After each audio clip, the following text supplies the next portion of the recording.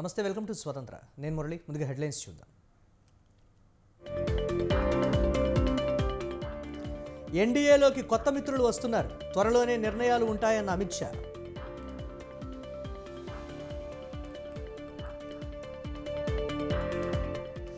పొత్తుల విషయంలో పార్టీ విధానాలకు భిన్నంగా మాట్లాడొద్దు. జనసేన శ్రేణులకు పవన్ కీలక సూచనలు.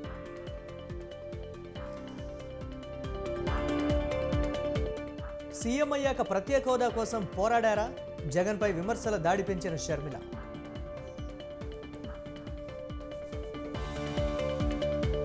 సెక్రటేరియట్ సహా మరికొన్నింటిపై విచారణ. సంచలన వ్యాఖ్యలు చేసిన సీఎం రేవంత్ రెడ్డి.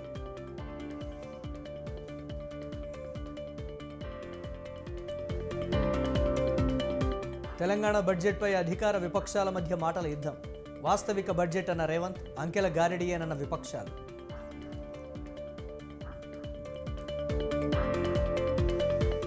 ఐదేళ్లుగా రిఫార్మ్, పర్ఫార్మ్, ట్రాన్స్ఫార్మ్పై దృష్టి. ప్రజల్లో ఆత్మవిశ్వాసం పెరిగిందన్న ప్రధాని.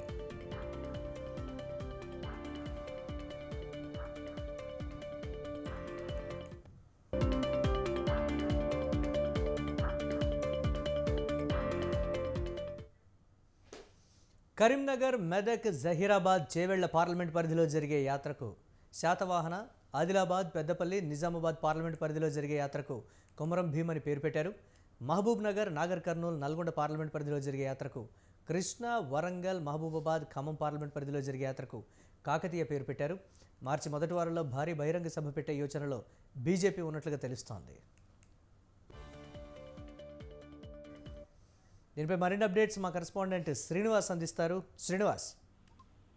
మురళి, భారతీయ జనతా పార్టీ ఎన్నికల ప్రచారాన్ని ప్రారంభించడానికి ఈ నెల 20 ఖరారు చేసిందని చెప్పవచ్చు. ఇప్పటికే బీజేపీ ఒక రకంగా అభ్యర్థులు ఖరారు కాకుండా ప్రచారంలో ముందుందని చెప్పవచ్చు. ఈ నెల 20 నుండి 29 వరకు విజయ సంకల్ప యాత్రల పేరుతో మొత్తం రాష్ట్ర వ్యాప్తంగా ఒక పెద్ద ఎత్తున ప్రచార కార్యక్రమాన్ని నిర్వహిస్తుంది. ఇప్పటికే 5 పార్లమెంట్ క్లస్టర్ గా ఏర్పాటు చేసినటువంటి ఈ బీజేపీ ఈ 5 స్థానాలలో 5 రకాలుగా ఈ యాత్రలను ప్రారంభిస్తుంది. ముఖ్యంగా ఒక్కొక్క క్లస్టర్ కు ఒక్కొక్క పేరును కూడా నామకరణం చేశారు. భువనగిరి, మల్కాజ్గిరి, సికింద్రాబాద్, హైదరాబాద్ పార్లమెంట్ లో జరిగేటువంటి విజయ సంకల్ప యాత్రకు భాగ్యనగరం అని పేరు పెట్టారు. అదే విధంగా కరీంనగర్, మెదక్, జహీరాబాద్, చేవెళ్ల పార్లమెంట్ పరిధిలో జరిగేటువంటి యాత్రకు శాతవాహన అనేటువంటి విజయ సంకల్పన యాత్ర పేరుతో ఈ కార్యక్రమం నిర్వహిస్తున్నారు. ఆదిలాబాద్, పెద్దపల్లి, నిజామాబాద్ పార్లమెంట్ పరిధిలో జరిగేటువంటి విజయ సంకల్ప యాత్రకు కొమరం భీమ్ అనే పేరు పెట్టారు. మహబూబ్ నగర్, నాగర్ కర్నూలు, నల్గొండ పార్లమెంట్ పరిధిలో జరిగేటువంటి విజయ సంకల్ప యాత్రకు కృష్ణ అని పేరు పెట్టారు. వరంగల్, మహబూబ్ నగర్, ఖమ్మం పార్లమెంట్ లో జరిగేటువంటి ఈ యాత్రకు కాకతీయ అని పేరు పెట్టారు. మొత్తంగా ఈ 5 క్లస్టర్లలో జరిగేటువంటి విజయ సంకల్ప యాత్ర ప్రతి గ్రామాన్ని, ప్రతి మండలాన్ని టచ్ చేస్తూ వెళ్లే కార్యక్రమంగా ఈ కార్యాచరణను రూపొందించారు. ఈ యాత్రల అనంతరం మార్చి మొదటి వారంలో భారీ బహిరంగ సభ ఏర్పాటు చేసే అవకాశం కూడా ఉంది. ఈ సమావేశానికి మోడీ గాని, లేదు అంటే అమిత్ షా గాని రావాలి. అక్కడ పెద్ద ఎత్తున జన సమీకరణ చేయడానికి కావాల్సినటువంటి కార్యాచరణ కూడా చేస్తున్నారు. ఒకవేళ ప్రధాని గాని, అమిత్ షా గాని రాకుండా ఉంటే జాతీయ స్థాయి నాయకులను ఎవరినన్నా కూడా ఈ ప్రచార కార్యక్రమం ముగింపు సభకు తీసుకురావాలన్నటువంటి ఉద్దేశంతో బీజేపీ ఉంది. ఇప్పటికే బీజేపీ మొత్తంగా అభ్యర్థుల ప్రకటన కూడా చేసే అవకాశం ఉంది. మొత్తంగా బీజేపీ ప్రచారాన్ని ముందుకు సాగించే విధంగా పార్లమెంట్ స్థానాలను భారీ స్థాయిలో గెలవడానికి కావాల్సినటువంటి కార్యాచరణ రూపొందించారు చెప్పవచ్చు. Murali. Right, thanks for updates Srinivas.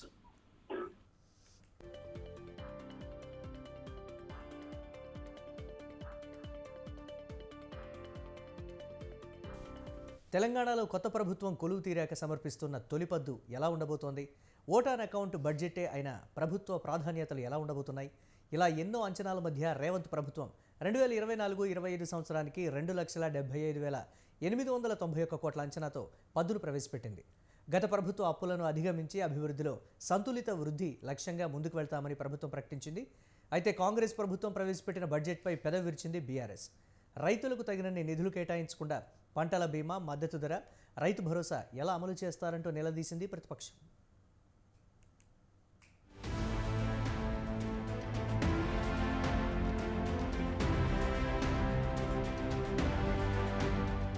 ప్రత్యేక తెలంగాణలో తొలిసారి అధికారంలోకి వచ్చిన కాంగ్రెస్ పార్టీ ప్రవేశపెట్టబోయే బడ్జెట్పై ఎన్నో అంచనాలు గత కొన్ని రోజులుగా నెలకొన్నాయి.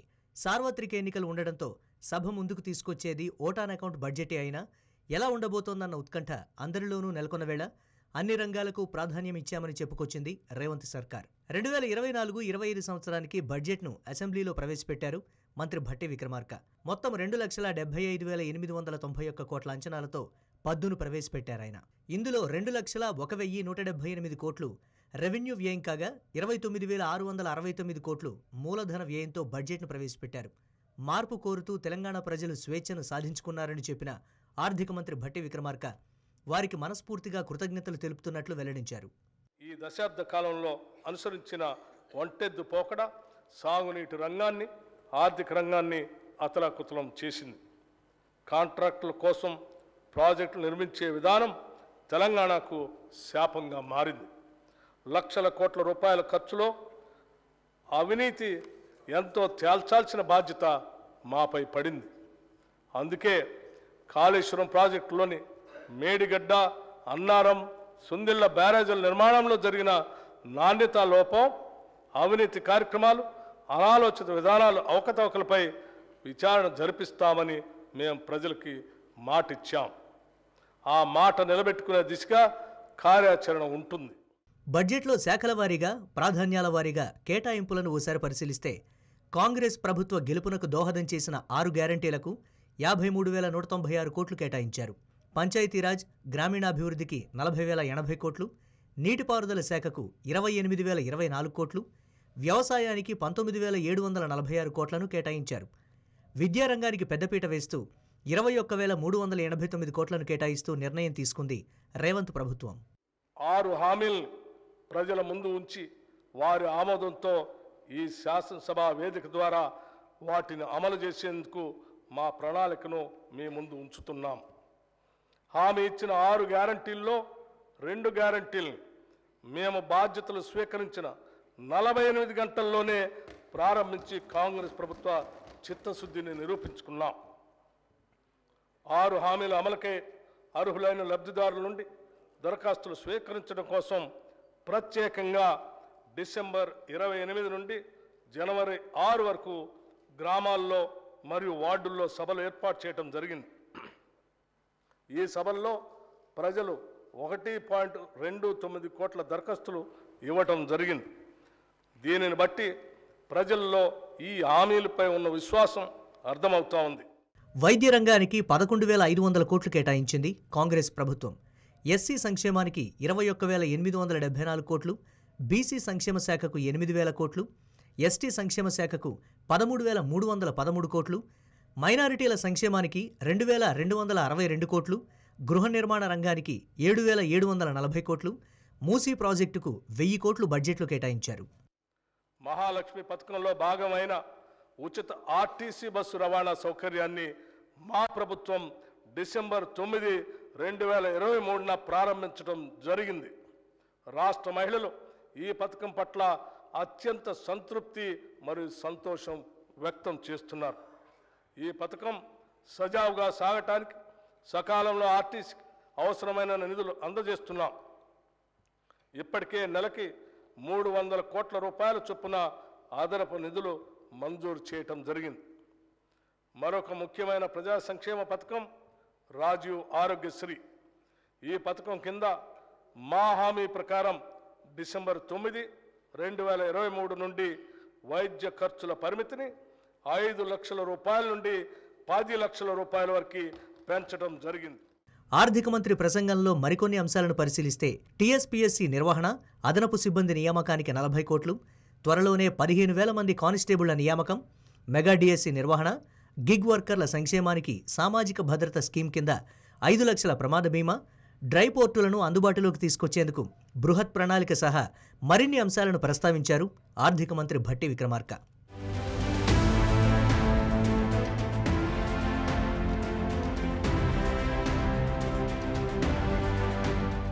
ఇక వాస్తవాల ప్రాతిపదికన బడ్జెట్ను ప్రవేశపెట్టామన్నారు సీఎం రేవంత్ రెడ్డి. గత ప్రభుత్వంలా కాగితాల్లో చూపించే అబద్ధాలు చెప్పదలుచుకోలేదన్నారు. రాష్ట్ర ప్రజలు వాస్తవిక బడ్జెట్ను అర్థం చేసుకోవాలన్నారు ముఖ్యమంత్రి. నేను అడిగిన భట్టి గారిని పోయిన సంవత్సరం 2,90,000 కోట్లు ఉంటే ఈసారి ఇంకా 50,000-60,000 కోట్లు పెరగాలి కదా.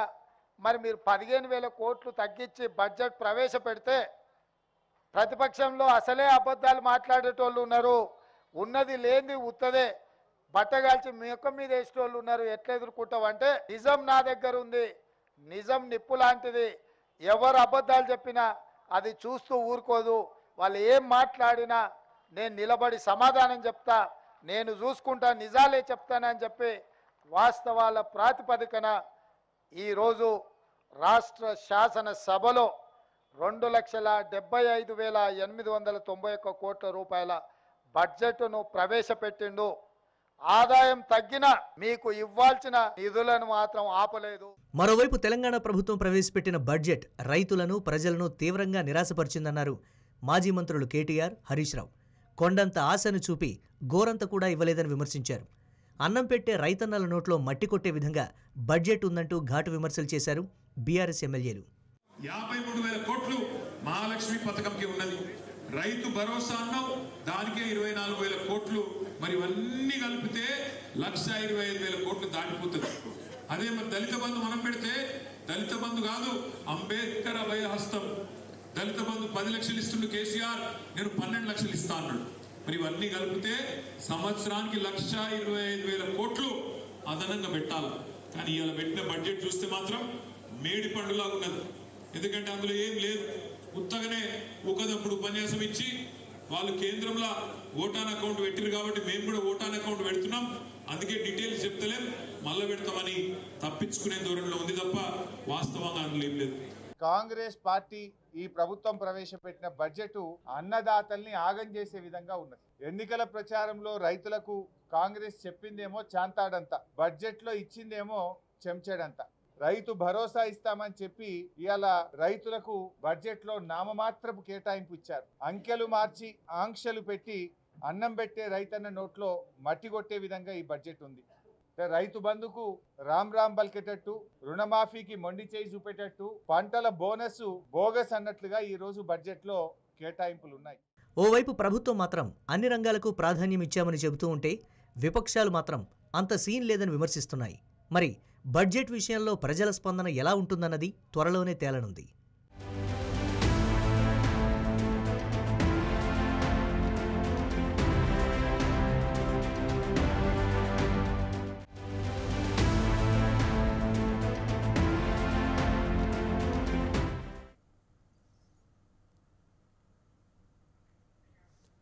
విద్యాశాఖకు బడ్జెట్ కేటాయించడంలో కాంగ్రెస్ ప్రభుత్వం బీఆర్ఎస్ను ఫాలో అవుతోందని ఎస్ఎఫ్ఐ, ఏఎస్ఎఫ్ విద్యార్థి సంఘాలు విమర్శించాయి.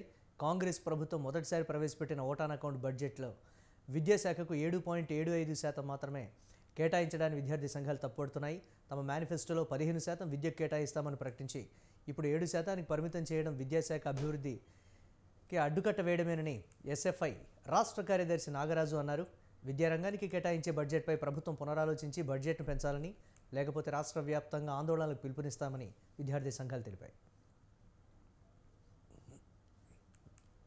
తెలంగాణ రాష్ట్ర ప్రభుత్వం అసెంబ్లీలో ప్రవేశపెట్టిన ఓటాన్ బడ్జెట్లోనే విద్యారంగానికి అత్యంత తక్కువ నిధులు కేటాయించారు. ఇది ఎస్ఎఫ్ఐగా మేము దీన్ని వ్యతిరేకిస్తూ ఉన్నాం. ఒకటి, తెలంగాణ రాష్ట్రంలో గత 10 సంవత్సరాలు పరిపాలించినటువంటి బీఆర్ఎస్ ప్రభుత్వం కూడా 2014లో 10.89% నిధులు కేటాయించి క్రమంగా తగ్గించుకుంటూ వచ్చింది. ఈ సంవత్సరం నూతనంగా అధికారంలోకి వచ్చినటువంటి కాంగ్రెస్ పార్టీ కూడా 7.75% నిధులని విద్యారంగానికి కేటాయించింది. అంటే ఇది ఏమాత్రం కూడా సరిపోయినటువంటి పరిస్థితి. తెలంగాణ రాష్ట్రంలో తమ అధికారంలోకి వస్తే ఎలాంటి మేనిఫెస్టోలో ఎలాంటి పథకాలు అమలు చేస్తారని చెప్పేసి పెట్టారో ఆ పథకాలు అమలు చేయడానికి కూడా ఈ బడ్జెట్ సరిపోదు. తెలంగాణ రాష్ట్ర వ్యాప్తంగా ఇంటర్నేషనల్ స్థాయిలో పబ్లిక్ స్కూల్ పెడతా అన్నారు, దానికి 500 కోట్లు మాత్రమే కేటాయించారు. 500 కోట్ల రూపాయలతో మండలానికి ఒక పబ్లిక్ స్కూల్ ఎలా పెడతారు? అలాగే ఈ రాష్ట్రంలో ప్రధానంగా అసెంబ్లీలో ప్రవేశపెట్టిన ఓటాన్ అకౌంట్ బడ్జెట్లో విద్యారంగానికి 7.75% నిధులు కేటాయించడం జరిగింది. ఇది ఏమాత్రం విద్యారంగానికి సరిపోవు, నిధులు ఇంకా పెంచాల్సిన అవసరం ఉన్నది. గత బీఆర్ఎస్ ప్రభుత్వ పాలన కూడా విద్యారంగానికి 7% పై నిధులు కేటాయించకపోవడం వల్లనే విద్యలు అనేక రకమైన ఆందోళన చెంది అనేక ఇబ్బందులు ఎదుర్కొన్నారు. గత కాంగ్రెస్ ప్రభుత్వం ఎన్నికల్లో మేనిఫెస్టోలో కానీ ఎన్నికల్లో హామీలో కానీ విద్యారంగానికి 15% కేటాయిస్తామని చెప్పినటువంటి కాంగ్రెస్ ప్రభుత్వం ఈ యొక్క బడ్జెట్లో 7.75% కేటాయించడం అనేది విద్యారంగానికి విస్మరించినట్టే తెలుస్తుంది. కాబట్టి మీరు ఈ యొక్క విద్యారంగానికి ఈ యొక్క నిధులు ఏమాత్రం సరిపోవు. యూనివర్సిటీలకు 500 కోట్లు కేటాయించడం జరిగింది. యూనివర్సిటీలో 500 కోట్లు ఏమాత్రం కూడా సరిపోయిన పరిస్థితిలో ఉన్నది. కాబట్టి ప్రతి యూనివర్సిటీకి 300 నుంచి 1000 కోట్లు పెంచాల్సిన అవసరం ఉన్నది. అసెంబ్లీలో ప్రవేశపెట్టిన vote on account budget Andhra Pradesh assembly ఎన్నికల్లో వరుసగా 2 సార్లు ఓటమి చవిచూసిన కాంగ్రెస్ పార్టీ రానున్న ఎన్నికల్లో కొన్ని సీట్లైనా దక్కించుకోవాలని భావిస్తోంది. ఇందుకోసం సర్వశక్తులను ఒడ్డుతోంది. పైకి అన్ని నియోజకవర్గాల్లో పోటీ చేస్తామని అధికారం మాదేనని చెప్తున్నా కనీసం 20 సీట్లైనా సాధించి సత్తా చాటాలని భావిస్తున్నట్లుగా ప్రచారం జరుగుతోంది.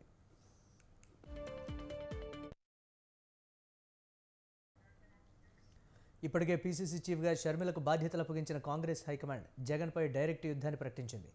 ఓవైపు అన్న, మరోవైపు చెల్లెలు ఉండడంతో రానున్న ఎన్నికల్లో ఓట్లు చీలి తమకు ఖచ్చితంగా కొన్ని సీట్లైనా వస్తాయన్న ఆశలో ఉంది.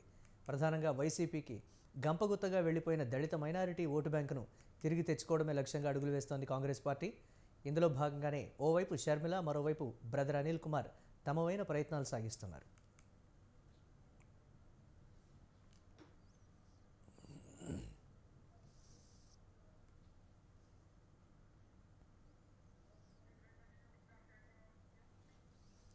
మరోవైపు అనుభవజ్ఞుడైన కేవీపీకి అసెంబ్లీ అభ్యర్థుల ఎంపిక బాధ్యత అప్పగించింది అధిష్టానం. వైసీపీతో పాటు ఇతర పార్టీల్లో అసంతృప్త నేతలపై దృష్టి సారించింది. పైగా వైఎస్తో అనుబంధం ఉండి ఇతర పార్టీల్లో ఇబ్బందులు పడుతున్న నేతల్ని ఆకర్షించే దిశగా కార్యాచరణ సైతం ఇప్పటికే ప్రారంభించింది ఏపీ కాంగ్రెస్. మరోవైపు ఎన్నికల నాటికి ప్రచారాన్ని మరింత ఉధృతంగా చేయాలని భావిస్తోంది. ఇందులో భాగంగా తెలంగాణ సీనియర్ల సేవలను ఉపయోగించుకోవాలని ఆలోచిస్తోంది. CM Revanth, deputy CM Bhatti Vikramarka, మంత్రులు కోమటిరెడ్డి వెంకటరెడ్డి, కొండా సురేఖ, సీతక్కతో పాటు పార్టీ సీనియర్ నేతలు అద్దంకి దయాకర్ సహా పలువురితో ప్రచారం చేయించడం ద్వారా సాధ్యమైనన్ని ఓట్లు, సీట్లు రాబట్టాలని యోచిస్తోంది కాంగ్రెస్ పార్టీ.